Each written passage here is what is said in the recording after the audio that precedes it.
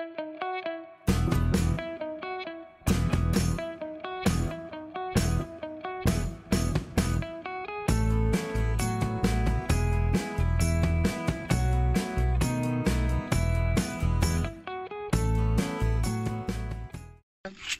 guys, look at the pumpkin.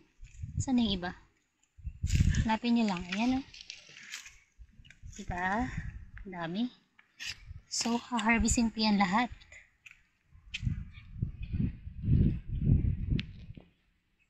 Kaya lang wala akong gunting. Pwede na siguro, no? Kaya ko siguro to. Sige.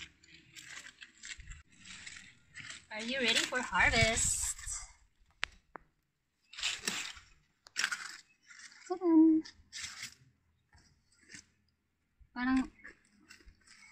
Parang hindi siya kakasya, no?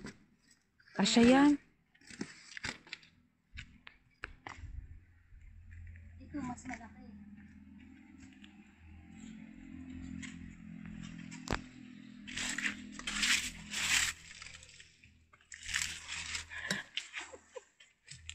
Wow!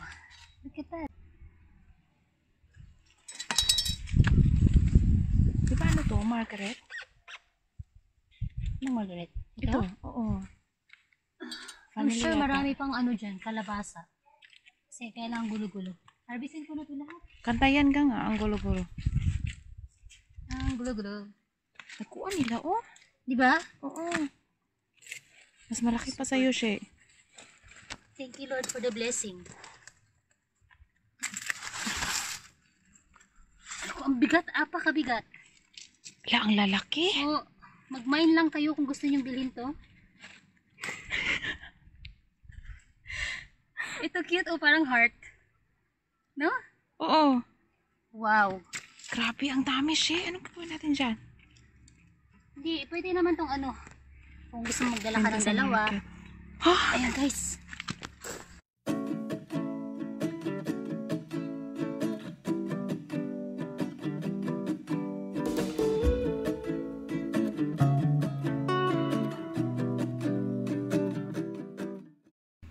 Hello guys, welcome to my kitchen and welcome to my channel.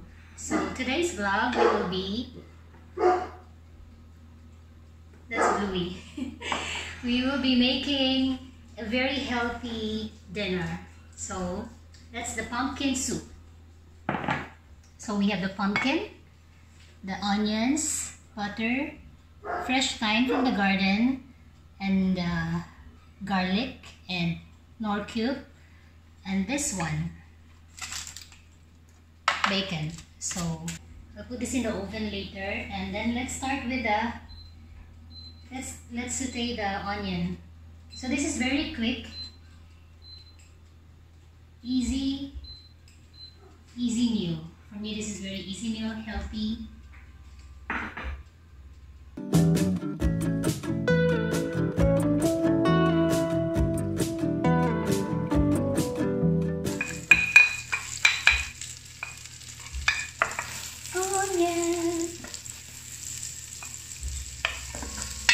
Next, the garlic.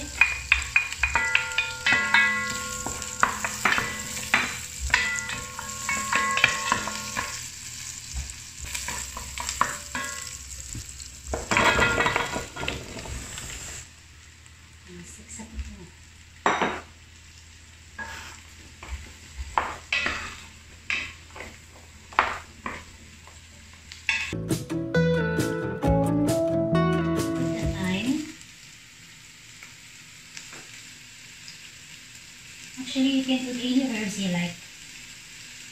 You can put some rosemary if you want to. Before we had fresh rosemary, but it was eaten by the dog, so it's already gone now. The whole plant was molested by the dog.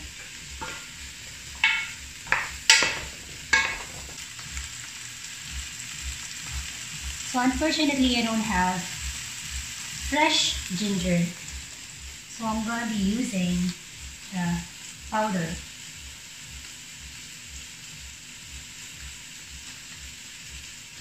A little bit of salt. Just a little bit. Later on you can add more. Because I will knorr cube, just half of it. And more ginger.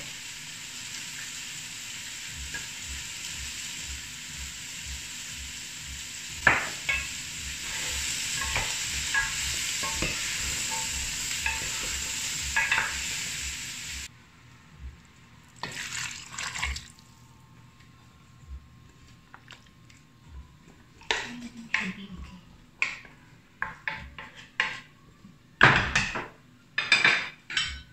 Cover it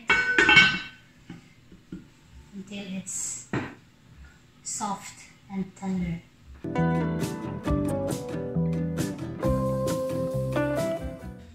Okay guys, it's ready.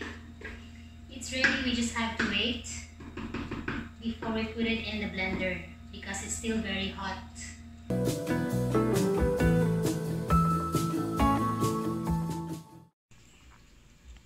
So we're going to puree the pumpkin. It's still hot.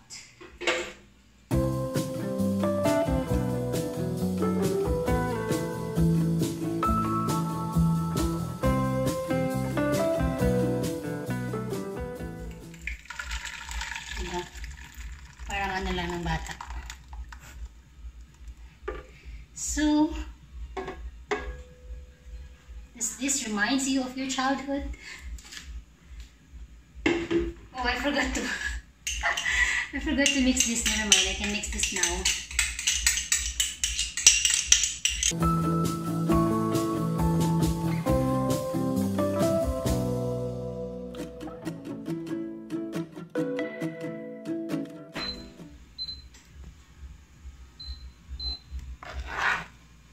So we're going to give it a taste. If we need to add more salt or pepper,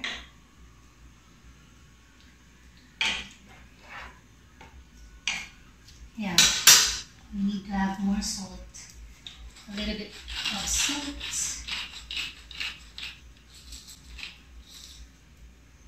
and you know what, it's nice if, because I don't taste the ginger, so what I'm going to do is I'm going to add a little bit of chili powder, just a little bit.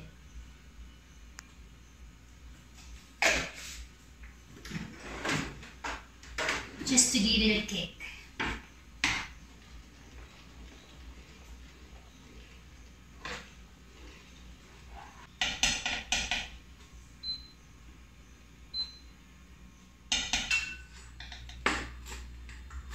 Just like this, guys.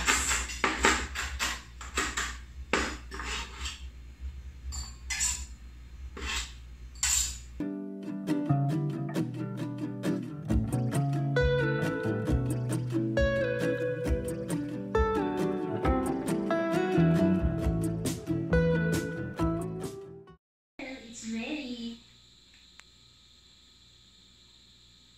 I love it.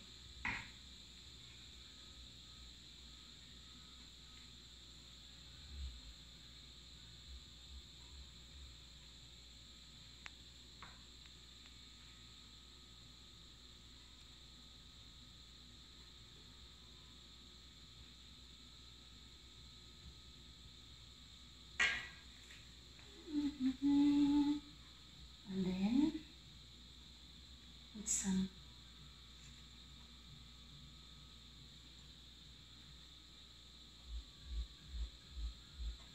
isn't it?